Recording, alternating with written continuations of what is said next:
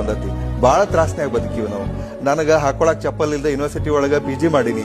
Gold medal ತಗೊಳತ್ನಾಗ ಮತ್ತೊಬ್ಬರು boot ಹಾಕೊಂಡು gold medal ತಗೊಂಡೇನಿ. ಮತ್ತೊಬ್ಬರು ಕೋಟ್ ಹಾಕೊಂಡು ಮತ್ತೊಬ್ಬರು ಅರ್ಬಿ ಹಾಕೊಂಡು ಸಾಲಿ ಕಲ್ತೀವಿ. ಬಹಳಷ್ಟು ಕಷ್ಟ. ನಾ ಟ್ಯೂಷನ್ ಹೇಳಿದ್ರ PG ಒಳಗ ಒಬ್ಬ ಡಾಕ್ಟರ್ ಮಗಗ ಟ್ಯೂಷನ್ ಹೇಳ್ತಿದ್ದೆ. ನನಗೆ ಫೀ ಏನು ಗೊತ್ತನ, ಮುಂಜಾನೆ ನಾಷ್ಟ ಅಷ್ಟ. ಅಂದ್ರೆ ಅದಕ್ಕೂ ತ್ರಾಸಿತ್ತು ನಮಗೆ. ಭಾಳ ಕಷ್ಟ ಅದಾವ. ಅದನ್ನ ಇಷ್ಟು ಟೈಮ್ನೊಳಗೆ ಹೇಳ್ಕೊಳಕ್ ಆಗೋದಿಲ್ಲ. ಬಟ್ ಆ ಕಷ್ಟವನ್ನ ನೆನೆಸ್ಕೊಂಡ ನಾವು ದಿನಾಲು ಊಟ ಮಾಡ್ತೀವಿ. ಇವತ್ತು DC ಬಂಗ್ಲೆದೊಳಗ ನಮ್ಮವ್ವ ನಾನು ಡೈನಿಂಗ್ ಟೇಬಲ್ ಮೇಲೆ ಕುಂತು ಉಣ್ಬೇಕಂತಂದ್ರ ನಾವು ಪ್ರತಿಯೊಂದನ್ನು ಖಾರ ರೊಟ್ಟಿ ಎಣ್ಣೆ ತಿಂದದ್ದು, ಉಪವಾಸ ಮಲ್ಕೊಂಡದ್ದು, ನೀರು ಕುಡಿದು ಮಲ್ಕೊಂಡದ್ದು ಅದನ್ನ ನೆನೆಸಿ ಉಣ್ತೀವಿ. ಪಣ ತೊಟ್ಟಿದ್ದೆ. ನನಗ PUC ಫಸ್ಟ್ ಇಯರ್ಕ್ಕೆ ಪಣ ತೊಟ್ಟಿದ್ದೆ. ಏನಂತ, ರೆಡ್ ಲೈಟ್ ಕಾರಿನ ಕನಸು ಅವಾಗ ಬಿತ್ತು. IAS ಅನ್ನೋ ಶಬ್ದ ಅವತ್ತು ನನ್ನ ಕಿವಿಗೆ ಬಿತ್ತು. ಅವತ್ತಿಲಿಂದ್ರ ಇವತ್ತಿನ ತನ ಬಿಟ್ಟು ಬಿಡದ ಬಹಳಷ್ಟು ಶ್ರದ್ಧೆಯಿಂದ ಪ್ರಾಮಾಣಿಕವಾಗಿ ಅದ್ರ ಬೆನ್ನು ಹತ್ತಿದೆ. ಅದನ್ನ ಹಿಡ್ಕೊಂಡೇನಿ, ಸಾಕ್ಷಾತ್ಕಾರ ಮಾಡೀನಿ. ಪಣ ಅಲ್ಲ. ನನ್ನ ಎಲ್ಲ ವಿದ್ಯಾರ್ಥಿಗಳಿಗೆ ನಾನು ಹೇಳ್ತಾರೆ ಏನಂದ್ರೆ ಛಲ ಅಂತ. ಅದೇನು ಬಸವಣ್ಣನ ಛಲ ಅಂತ ಹೇಳ್ತಾರಲ್ಲ, ಛಲ ಬೇಕು ಶರಣಂಗೆ ಅಂತ ಹೇಳಿ. ಸೊ ಆ ಥರದ ರೊಚ್ಚು ಕಿಚ್ಚು ಅವು ಏನ್ ಬೇಕಾದಾಗ್ಲಿ ಅದಾಗೋದು. ಸಣ್ಣ ಭಾಳ ಬಂದೂರಿ, ಭಾಳ ಬಿಟ್ಟಿವ್ ನಾವು. ನಮ್ ದೋಸ್ತರೆಲ್ಲ ಹುಚ್ಚದಾನವ, ಏನ್ ಹಂಗ ಓದ್ಕೋತ ಹೊಂಟಾನ, ಅವ್ ಏನೂ ಆಗುದಿಲ್ಲಳ ಅಂದ್ರೆ. ನಾ ಇವತ್ತಿದಾಗೇನಿ ನಮ್ಮ ದೋಸ್ತರೆಲ್ಲ ಸೆಲೆಬ್ರೇಟ್ ಮಾಡಿ ನನಗೆ ನಮ್ಮ ರಾಮದುರ್ಗದೊಳಗ ಎಂಥ ದೊಡ್ಡ ಕಾರ್ಯಕ್ರಮ ಮಾಡಿ ನನಗೆ ಸನ್ಮಾನ ಮಾಡಿದ್ರು. ನಿಮಗೆ ಯಾವ ವಯಸ್ಸಿನಾಗ ಅನಿಸ್ತು ಸರ್ ನಾನು ಈ ತರ PUC ಫಸ್ಟ್ ಇಯರ್ ಇದ್ದಾಗ?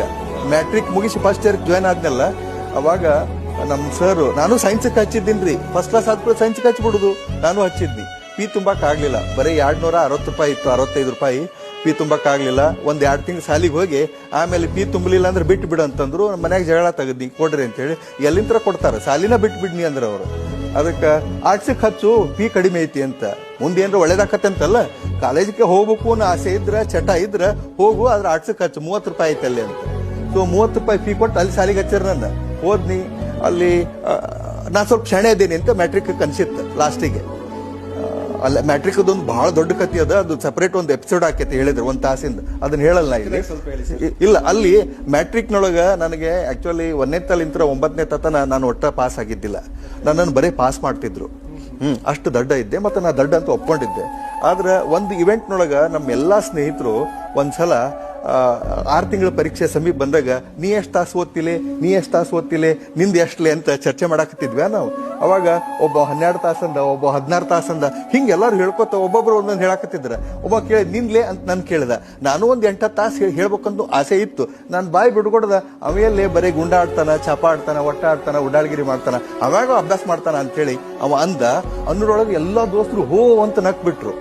ಅವತ್ತ ನನ್ಗ ಹೃದಯಕ್ಕ ಇಂಜೆಕ್ಷನ್ ಮಾಡಿದಂಗಲ್ಲ, ಚೂರಿ ಹಾಕಿದಂಗ, ದೊಡ್ಡ ಹಾರಿ ಹಾಕಿದಂಗ, ಅಷ್ಟು ಕೆಟ್ಟ ಇದು ಇನ್ಸಲ್ಟ್ ಆತು.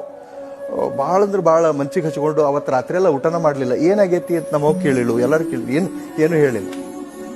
1 ದಿವಸ ಹೋತ್, 2 ದಿವಸ ಹೋತ್, 3 ದಿವಸ ಹೋತ್, ಸುಮಾರು 8 ದಿವಸ ಒಂಥರ ಮೆಂಟಲಿ ಅಪ್ಸೆಟ್ ತರ ಇದ್ದೆ. ಆಮೇಲೆ ಒಂದು ನಿರ್ಧಾರ ಮಾಡಿದೆ. ಏನಂತ, ಇವ್ರು ಯಾರ್ಯಾರು ನಕ್ಕಾರಲ್ಲ ಮಕ್ಕಳು, ಎಲ್ಲಾ ಸಬ್ಜೆಕ್ಟ್ನಾಗೂ ಇವ್ರೆಲ್ಲರಿಗಿನ 1 ಮಾರ್ಕ್ಸ್ ಜಾಸ್ತಿ ತಗೋಬೇಕಂತ ನಿರ್ಧಾರ ಮಾಡೀನಿ.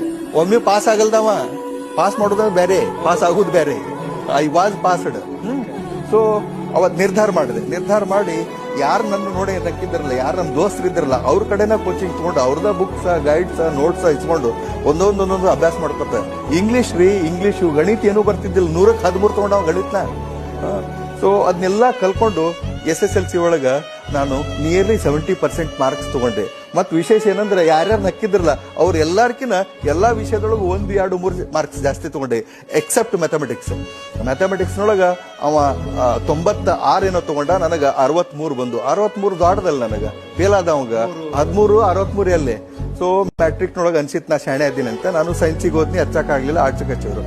ಅಲ್ಲಿ ಸೋಶಿಯಾಲಜಿ ಮಾಸ್ತರ್ ಒಬ್ರಿದ್ರು, ನಾರಾಯಣ್ಕರ್ ಸರ್ ಅಂತ ಹೇಳಿ. ಅವರು ಇಂಪಾರ್ಟೆನ್ಸ್ ಆಫ್ ಸ್ಟಡಿಂಗ್ ಸೋಶಿಯಾಲಜಿ ಅಂತ ಹೇಳಿದ್ರು. ಅದ್ರೊಳಗೆ ಒಂದು ಪಾಯಿಂಟ್ ಏನಂದ್ರ, ಈ ಸೋಶಿಯಾಲಜಿ ಅಭ್ಯಾಸ ಮಾಡಿದವರು ಮುಂದೆ IAS ಪರೀಕ್ಷೆ ಕುಂದಿರಬಹುದು ಅಂದ್ರು. IAS ಅಂದ್ರೆ ಏನು? ಅಲ್ಲಿವರೆಗೆ ನಾನು ಒಂದು ಲೆಕ್ಚರ್ ಆಗಿದ್ರ ಅಥವಾ ಒಂದು ಟೀಚರ್ ಆದ್ರೆ ಸಾಕಪ್ಪ ಅನ್ಕೊಂಡಿದ್ದೆ. ಈ IAS ಅಂದ್ರೆ ಏನು ಅಂತ ಹೋಗಿ ಕೇಳಿದೆ. IAS ಅಂದ್ರೆ ಹಿಂಗಿರ್ತತಿ, IAS ಆದವರು DC ಆಗ್ತಾರ. DC ಅಂದ್ರೆ ಏನು? ಓ ಹಿಂಗೆ. ನಾವು ಒಂದು ಊರು ಬಿಟ್ಟು ಹೊರಗೆ ಹೋದವಲ್ಲ, ನಾನು ರಾಮದುರ್ಗ ಹೊಸ್ಲಾ ಮೆಟ್ಟಿ ಹೊರಗೆ ಹೋದವಲ್ಲ. ಹೌದಲ್ಲ, ಭಾರಿ ಎತ್ತು ಇದು ಆದ್ರೆ ಚಲೋ ಆಕತಿ ಅಂತ ಹೇಳಿ. ಯಾಕಂದ್ರೆ ಬಹಳಷ್ಟು ಕಿತ್ತುತ್ತಿನೋ ಬಡತನ, ಬಹಳಷ್ಟು ಅವಹೇಳನ, ನಮ್ಮ ಬಡತನಕ್ಕೆ ನಾವು ಮಾಡಿಸ್ಕೊಂಡ ಅವಮಾನ ಮತ್ತೊಂದು ಇಷ್ಟ ಐತಲ್ಲ, ಅದು ಜಗತ್ತಿನೊಳಗೆ ದಯವಿಟ್ಟು ಯಾರಿಗೂ ಆಗಬಾರ್ದು. ಆ ಭಗವಂತನೊಳಗೆ ಪ್ರಾರ್ಥನೆ ಮಾಡ್ಕೋತೀವಿ ನಾವು. ನಮ್ಮ ಅಣ್ಣತಮ್ಮರು, ಸಮಾಜದವರು, ಅವರು ಇವರು ಬಂಧುಗಳು ಭಾಳ ಇನ್ಸಲ್ಟ್ ಮಾಡ್ಯಾರ. ನಮ್ಮ ಬಡತನನ ಅವಹೇಳನ ಭಾಳಷ್ಟು ಮಾಡ್ಯಾರ. ಈಗ ಎಲ್ಲರೂ ಹೇಳ್ತಾರೆ, ನಮ್ಮ ಕಾಕಾವ, ನಮ್ಮ ಇವಾವ ಅಂತ ಭಾಳಷ್ಟು ಮಂದಿ ಎಲ್ಲ ಹೇಳ್ತಾರ. ಅವಾಗ ಯಾರೂ ಇದ್ದಿಲ್ರಿ, ಭಾಳಷ್ಟು ಇನ್ಸಲ್ಟ್ ಮಾಡಿಸ್ಕೊಂಡೇವಿ, ಉಪವಾಸ ಮಲ್ಕೊಂಡು ಹಂಗೆ ಇದ್ವಿ.